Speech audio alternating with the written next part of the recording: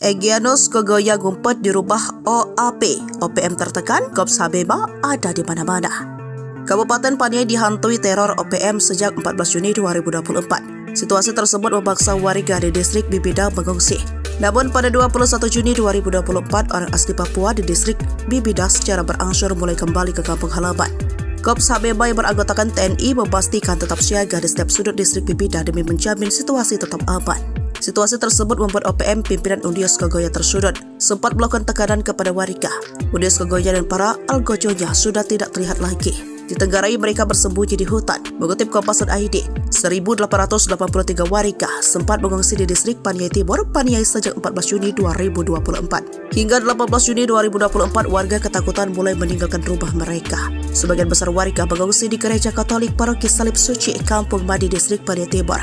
Selain itu, ada 190 warga yang memilih pergi ke Nabire, ibu kota Papua Tengah. Komandan Satgas Media Operasi Habeba Letnan Kolonel Yogi Nugroho mengatakan, OPM pimpinan Undios Kogoya bersembunyi di distrik Bibida. Mereka dilaporkan menempati rumah warga sipil di distrik Bibida. Bahkan aparat mengklaim para kelompok separatis tersebut turut menjadikan warga sipil sebagai tameng saat pengepungan.